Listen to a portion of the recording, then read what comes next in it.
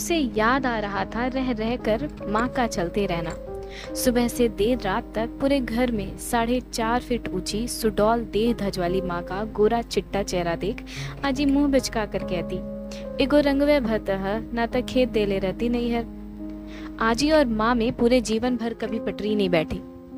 लंबी चौड़ी आजी में माँ जैसी 2 स्त्रियां समा जाएं, ऐसी थी आजी। और अपार धैर्य सीने में सहेजे खटती पिटती माँ। उसे याद आ रहा है आंगन में लल्लू ने दाना छींट दिया है। पूरे आंगन में चने का दाना डगर मगर लुढ़क रहा है। अरे राम हो राम, ई अन्न का दुर्गति देखा। कहाँ हो बाबा जी वो? धबड़ धबड़ लल्लू की पिटाई और हुआ हुआ के तीव्र स्वर के साथ उसका रुदन। पिताजी का द्वार से आंगन में प्रवेश और भंडारे में कुछ पटकती पछोती माँ। आजी का एक मन उलाहना और तमतमाते हुए पिता का माँ पर हाथ लाद चलाना।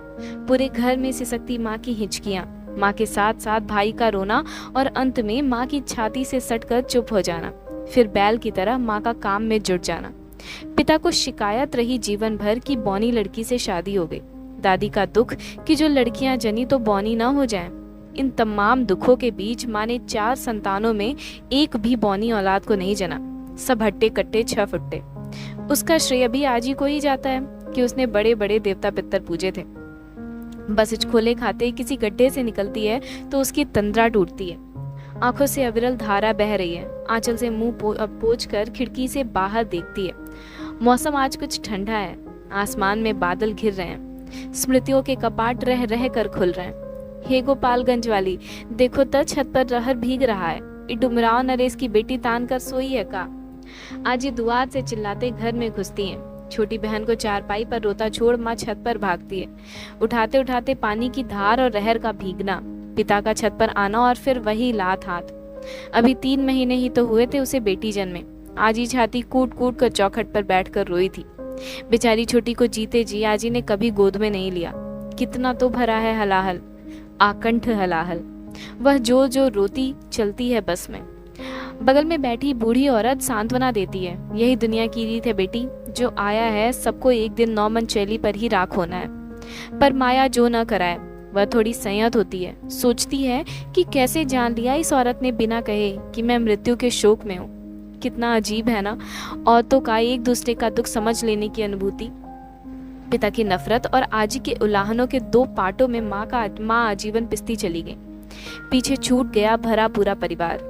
वह सोचती है क्या माँ के बाद भी उन्हें वैसे ही तीज खिचड़ी सावन आद्रा में याद किया जाएगा। मन में एक हूंक उठती है। जिस पिता ने कभी सिर पर स्नेह से हाथ नहीं रखा, उससे क्या उम्मीदें। भाई पहले ही साड़ी कपड़े के नाम पर बहनों को लालची और आचार चटनी देते देख चटोरी घोषित कर अपमानित करते रहे। अब तो यह स्नेह भी खत्म उस आंगन से जहाँ जन्म ले पली बढ़ी। उसका दिल तरह तरह की कल्पनाओं में उफन रहा था। बारिश छूट गई है। बस के यात्री खिड़की का शीशा बंद कर रहे हैं। बीच बीच में कंडक्टर यात्रियों को उनके स्टॉपेज पे उतार रहा है। दर्द का रास्ता और विरह की रात कटती ही नहीं है। रास्ता जैसे पहाड़ सा होता जा रहा है। मन में खिज उठती है, ये बस है कि बैलगाड़ी? हर 5 मिनट पे रोकता चढ़ाता उतारता चल रहा है। पति के सेना में सिपाही होने से वह बच्चे को पढ़ाई के लिए अकेले ही शहर में किराए के मकान में रहती थी। आज माँ की बीमारी की खबर सुन बच्चों को रिश्तेदार के पास छोड़कर झटपट भागी थी। पिता ने जिन शब्दों में फोन पर खबर दी थी, उससे उसे माँ के अब इस दुनिया में न होने की गंध अनायास ही मिल रही थी। बेचैनी की हालत में वह घर से निकल पड़ी। हृदय दर्द से फटा जा रहा है। इस सावन को भी आज ही इतना बरसना था। इस साल आधा सावन सूखा रहा और आज न जाने कहां से इतने बादल उमड़ आए। आकाश के सीने से और हरर हरर बरस रहे हैं। सोचती है सावन से माँ को बहुत प्रेम था। चुड़ियारिन से भर भर हाथ हरी चूड़ियां पहनती थी माँ। फेरी वाले से हरी साड़ी तोल मोल कर लेती और भर सावन पहनती। कूटते पीसते मासते धोते सावन के गीत गुनगुनाती गाती। कजरी के ही संग खेलू मोरी सखियां, पिया मोरे गए विदेशवाना। कितना प्रेम था इस सावन से माँ को। अरुई के पत्ते का रिकवच, महुए का लाटा, पुआ और अदरई कोहड़े की सब्जी खूब मन से बना गर्मा गर्म पूड़ियों संग भर भर पेट खिलाती। जात में चने का बेसन पीसते, ओखल में दाल छांटते, मधुर कंठ से कजरी गाती। हरी सूती साड़ी पर पीले सरसों के फूल की छाप सी, तो कभी कोहबर में हल्दी गेरू चंदन की गंध सी मोहक माँ। वह फिर से फूट फूट कर रोती है। यात्री सांत्वना देते हैं। कंडक्टर अब यात्रियों से जल्दी उतरने चढ़ने को कहने लगा है। वह समझ रहा है कि अब मुझसे यात्रा असहनीय हो रही है। बस की रफ्तार भी कुछ पहले से तेज हुई है। कुछ पहचाने हाट बाजार दिखने लगे हैं धीरे धीरे। गांव भी दिखने लगा है। कलेजा धौंकनी की तरह धड़क रहा है। दर्द के ताप से झुलसती वह तड़प उठती है। वह कैसे देखेगी माँ का मृत चेहरा? आज पहली बार माँ उसे नजर उतारते हुए धार नहीं देगी।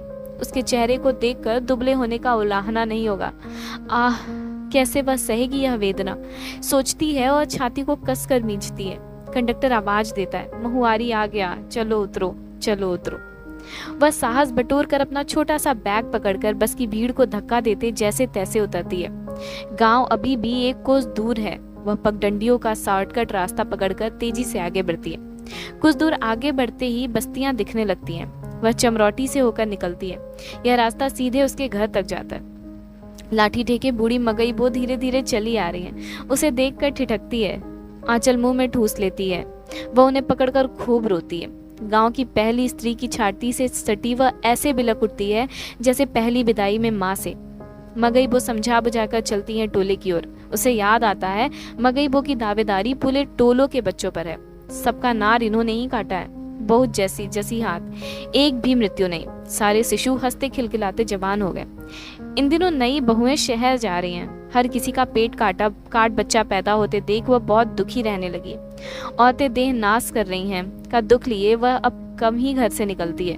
किंतु आज का दुख उन्हें इधर ले आया। हम 4 भाई बहनों के 7 बच्चे और भरी पूरी माँ की कोख का अक्सर बलाएं उतारने वाली गांव की जाय माँ बंगई बो मेरा हाथ थामे चली आ रही है द्वार पर। पीछे औरतों का हुजूम। सामने दरवाजे पर चद्दर से ढकी माँ की मृत देह, पास में विलाप करती छोटी बहन। मुझे देख सभी भाइयों की आवाज आती है, अब जल्दी से नहलाओ धुलाओ, सब देर हो रही है। सब मेरे इंतजार में थे। मैंने कांपते हाथों से मुंह से चद्दर हटाया। भर मांग पीला सिंदूर, लाल बिंदी, हरी साड़ी और कलाइयों में आज भी हरी भरी चूड़ियां। चेहरे पर हल्की मुस्कान। संग चिर निद्रा में सोई माँ की गालों की छोटी थपथपाकर जगाना चाह दी थी। छोटी मतलब सबसे छोटी माँ की संतान। 40 की उम्र में एक और बेटे की चाहत में पैदा हुई अनचाही संतान। अभी पिछले साल ही इसकी शादी की माँ ने। कितनी खुश थी कि अब बेटियां ब्याह गईं, सावन में गंगा नहाएगी। पता नहीं यह भी उसका सपना पूरा हुआ या नहीं। दोनों भाभियां हमें परे हटा माँ की चौकी पर उठवा कर ले गईं। हम वहीं धरती पर रोती बिलकती बेटियों के कान में पिता की रौबदार आवाज पड़ती है, अच्छा अब बस करो तुम लोग, जो होना था हो चुका। अम्मा की विदाई की तैयारी कराओ मिलकर। विदा शब्दकोश का सबसे क्रूर शब्द सा चुभता है कलेजे में। माँ की यह अंतिम विदाई पिता के लिए कितनी सहज प्रक्रिया है। देख रही हूँ वह सबसे बोल बतिया रहे हैं बिना किसी शोक के, जैसे माँ का जाना उनके जीवन से कोई कमी नहीं होगी। वह सिर पकड़ लेती है। उफ, यदि माँ की जगह आज पिता की लाश होती तो क्या माँ भी इतनी सहज होती? नहीं नहीं, उसकी तो दुनिया ही उजड़ जाती। सुहागने छूने से डरती। एक अभागी स्त्री का ठप्पा लिए बाकी जीवन किसी उजाड़ खंड की बकरी सी उपेक्षित हो जाती। पर पिता तो पिता है। लोग कह रहे हैं कि भाग वाले पत्नी को कंधा देते हैं।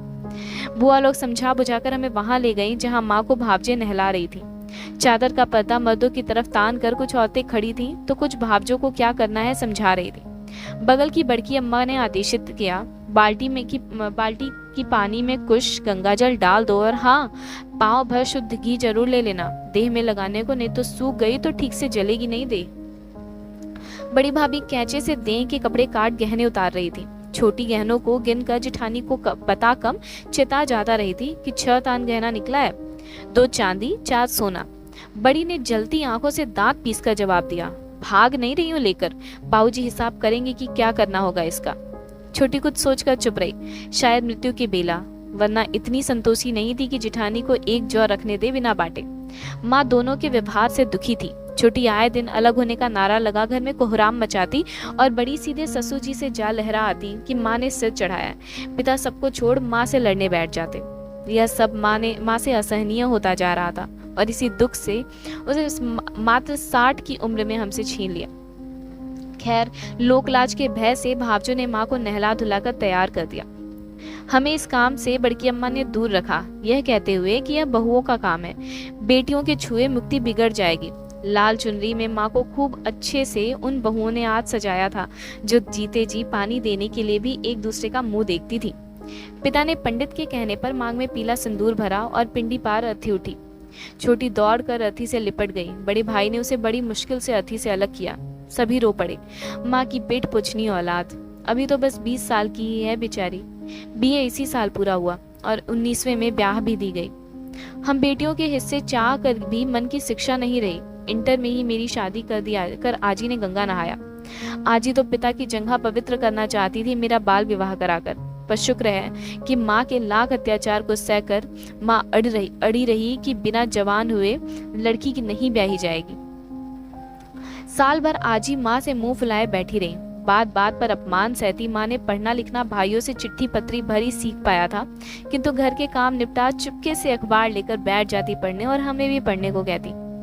सोचती हूँ कि माँ को बागी बनाने वाला अखबार ही था जिसमें वह स्त्रियों को उसके स्वास्थ्य संबंधित कॉलम खूब मन से पढ़ती थी। यह अखबार ही था जिसने हमारे जीवन में उजास भरा, वरना माँ का मौन हमें वहीं पटकता जहाँ माँ का जीवन था। और इस तरह जाना कि शिक्षा की लौ स्त्री मुक्ति के लिए सबसे जरूरी तत्व है। माँ की अर्थी उठने के साथ ही दरवाजे से भीड़ छट गई। टोले के पुरुष दाह संस्कार के लिए गंगा जी चले गए। औरतें नहाने धोने चली गई। दोनों भावजें बेटियों की मदद से घर आंगन धोने पोतने लग गई। माँ का बिस्तर पहना कपड़ा गट्ठर बनाकर बड़ी भाभी गहरे में फेंक नहाने बैठ गई। छोटी नहा चुकी थी। अपने बच्चों को रसोई का बचा खाना जल्दी जल्दी खिलाने लगी तो बड़ी भड़क उठी, अरे घर में और लड़का छेहर हैं, तनी उनका भी ख्याल रहे। अब चूल्हे में आग कल 7 से पहले नहीं जलेगा। छोटी झनकते हुए अपनी कोठरी में चली गई। हाँ, हमारे बच्चे तो दलिद्र हैं, पूरा घर ठूस जाएंगे।